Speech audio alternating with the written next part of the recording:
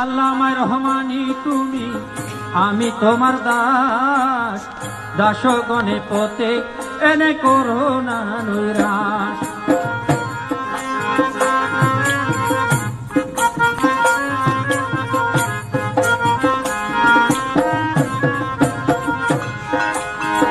বিশালুল মতলুব তুমি, দাসগণের মুক্তি কামি।